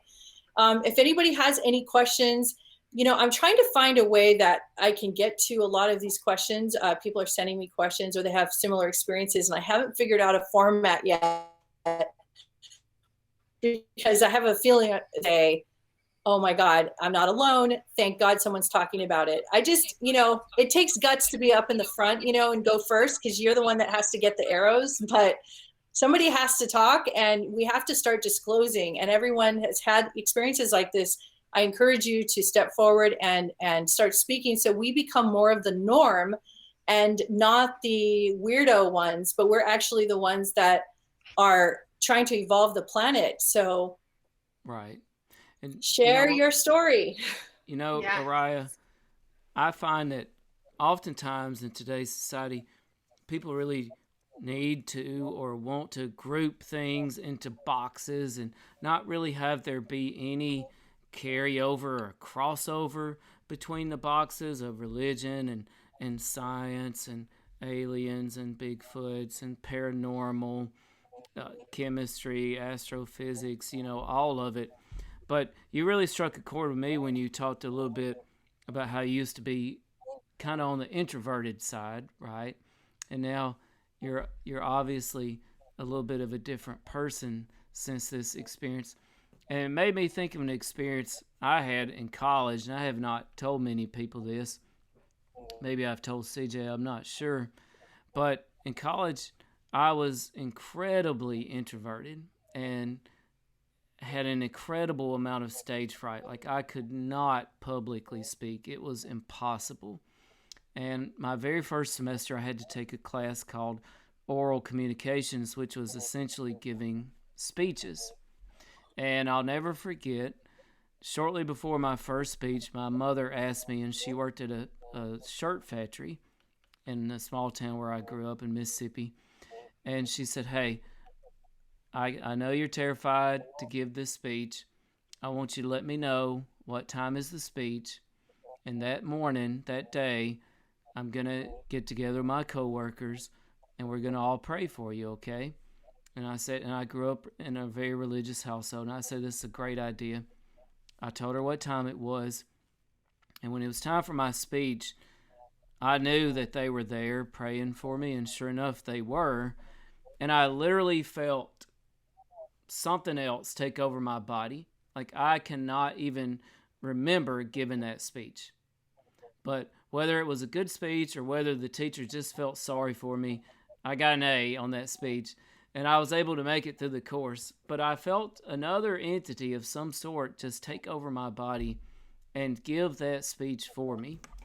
Now, some people in religious circles would call that the power of prayer, obviously, but I feel like there's crossover between all these different truths, religion, science, etc. Do you feel like you notice any crossover, between Yes, there all is. these different realms? Of course there is. Of course there is, because it's all creation and it's all God and love at the end of the day. You can have any variation, like coming off a tree, any branch, you can have any variation you want about how you want to experience yourself as a human being, but it's all coming from the same source. So we all just, the categorization is the story of separatism. And that is, I'm better than you, or I'm different than you. So those are the stories that we're trying to kind of move away from and, evolve and upgrade from those stories. So we're all just in here together. We're all experiencing the same thing together, and we're all trying to do the best we can. And we need to really stay focused on that. So it doesn't matter, if it's religious or non-religious or what your sect is. I spent the earlier part of my years trying to kind of make an impact in the topic of violence. And I even tried to make a documentary about domestic violence, and I tried to help women, and I tried to get in there in this conversation when I found it getting darker and darker and darker as I went all the way into sex trafficking. And I really got to the point where I realized, wow, my light is very dim in this very big, giant cavern of dark stories here, and no one's hearing me. And I said, well, where can I make the biggest impact? And I realized I needed to talk more about what happens when evolving and how you're growing and getting bigger, better, stronger, because you need more people. Those people take that bread and they go out into the world and help their fellow man. So I realized I couldn't be in the trenches anymore in those conversations. Although my heart is there, I couldn't go individual one at a time. It was just way too.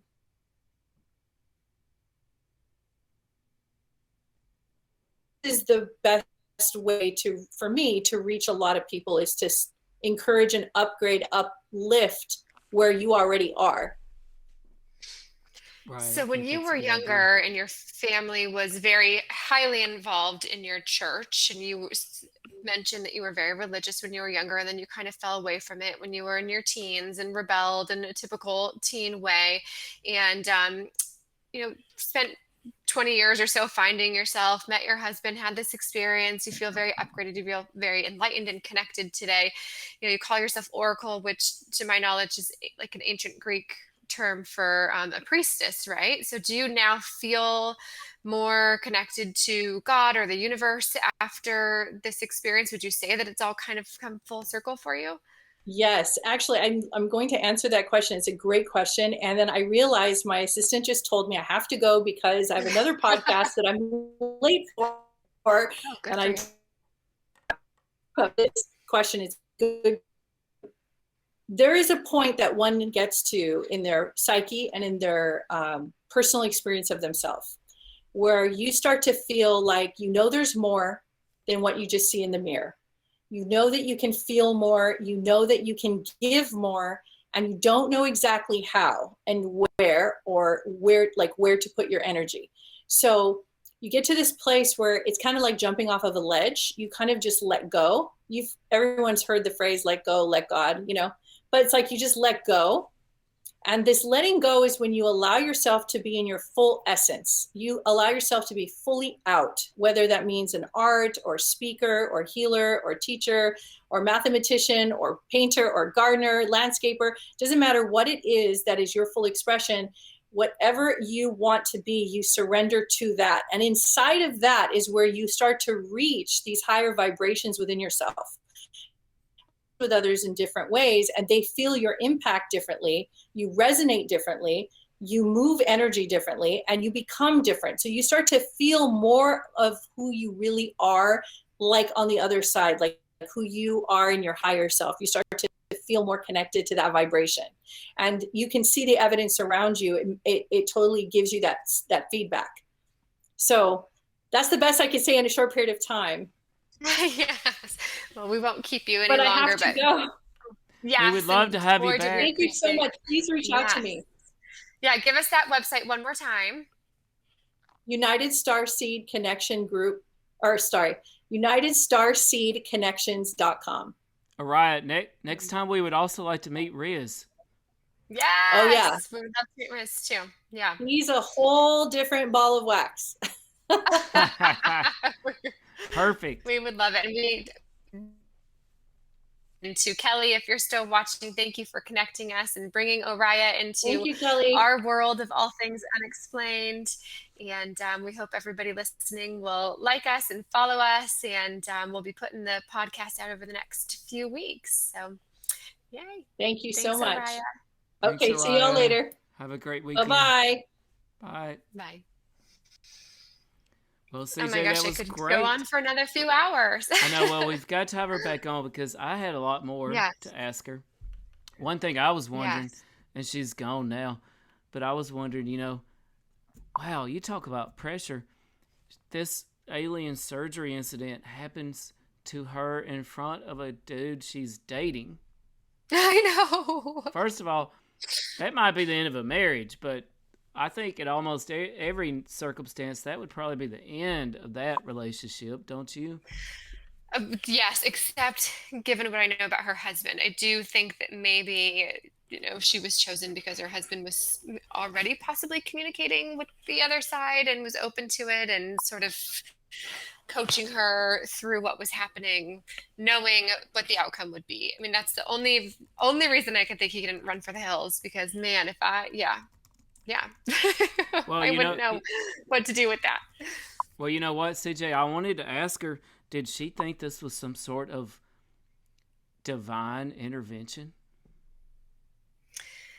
Yeah, I don't know. I mean, listening to her story and based on the videos that I've watched of her, I would think she probably believes that. I would think that this was a big incident in her life that changed the trajectory of where she was headed and where she was meant to go from there.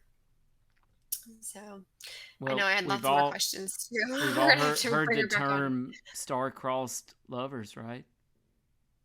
Yes.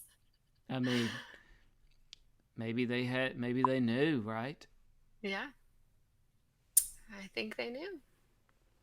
What a great story. I'm so thankful that she came on and shared that with us. I also need to know more about insectoids. Insectoids? Did I miss that? What's that about? That was one of the other species, but obviously obviously when you talk about having an encounter with the Greys, that instantly insinuates there are other species. Right, and I had never heard the Greys before. That was first for me. Actually, there were a lot of terms that it was the first for me to hear. Yeah, we have a volunteer for our first ever guest to pop in on the show. You want to bring her in? Oh yeah, sure. Let's do it. Kelly wants to join us. Kelly. I think I can bring her in. I'm seeing her comment on. Oh yeah, well that's cool. I'll have to text her the link. I did see her comment. Oh, I don't think I. You know what? I could put the link up in here. That won't hurt anything.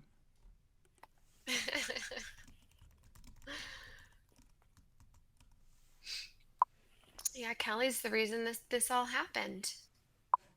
Oh yeah, look, I added. Can you see that comment, CJ? From Trent, yes. That's a fancy new ability that we have.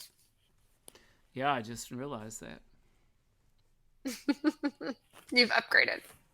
My texting app is not Oh, here we go. Maybe I can send it to Kelly. Kelly.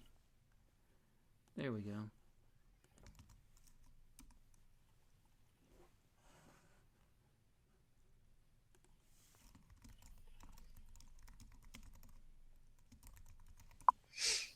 I would love to get Kelly on to tell us. Oh, it's not going through though.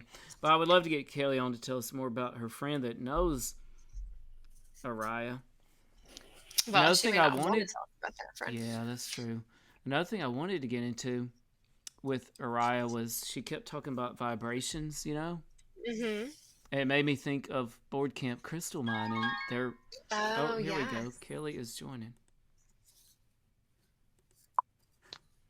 Kelly. Hi. Hey, welcome to the show. Hey. Thanks. I wasn't prepared to be on live camera. I'm all sweaty from sitting in the car from school pickup. Hey, COVID is about real life. This is the post-COVID era. Yeah. Yeah. Right. So were you able to listen to most of it? Most of it. There were some parts, some of the good parts. I was like trying to get the kids a snack and pick up. But yeah, I did. Yeah. Good. Isn't it amazing? Oh, it's an amazing story. We're still live, by the way, Kelly. Oh, it keeps cutting out. My internet's bad. Sorry. Oh, that's okay. I can hear you. The video freezes intermittently. But can you tell us any more about your friend that knows Oriah in California? Oh, I wouldn't know what to say about. I mean, she's cool. She's really, but I wouldn't know what else to say really. But do you know Oriah? I can talk about. No, I've never met Oriah. Someday I will, I'm sure, but I haven't gotten to yet. My friend Erica, actually, the one who I know of Oriah through, she does astrology, and she's a phenomenal astrologer. And her, yeah, she has, if you want to look it up, it's called starpathastrology.com. And I think what makes her so good is that she's very intuitive too, and so I don't know exactly, I haven't asked her how she became so intuitive, but she really is. So it's kind of a neat experience. Cool. So they know each other sort of professionally, maybe through just. Yeah, I think, but they're also friends. They're good friends too. Yeah. Nice. So. Definitely sounds like they would have a connection. And I know a little bit about insectoids. I don't know a lot, but I know Timmy. We need to know. I don't. Yeah, so from what I hear, but I'm not, maybe the most educated source, but from what I hear, they're like very tall, like 10-foot, almost looking like a praying mantis kind of creature. And supposedly they're very loving and very, they have a really good sense of humor, supposedly. That's like one kind of insectoid alien, but there are others, supposedly. Oh my. Yeah. Like all kinds, I guess. We got to get more into that. It makes sense that there would be all kinds. Yeah. Yeah. I mean, if it makes sense that there's any at all, there may as well be all kinds. There's a lot of things out there we don't know about. I think I would rather have... Most of us don't. Some do, We don't. Yeah, I think Yeah, I'd much rather have the giant gray alien head floating over me than the giant praying mantis insectoid. Yeah. I don't know if the alien's funny, I'll be happy. You know? You want the one with the good sense of humor, right? Yeah, I just have a good sense of humor. Then we can get along. Well, I would never be able to get this out of my mind that praying mantises eat their mates. So I'm gosh. What's about to happen here? This could get serious quick.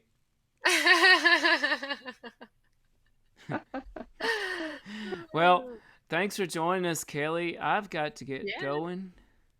Yeah. Appreciate everybody out there. CJ, I appreciate you. Kelly, thanks so much for setting us up with Oracle Oriah.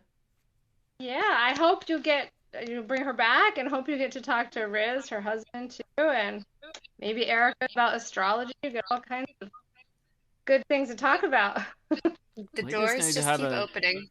A good old round table one night. Lots of special guests. Yes. All right, well, I'll hang up, but thank you. Bye. This is great. Bye.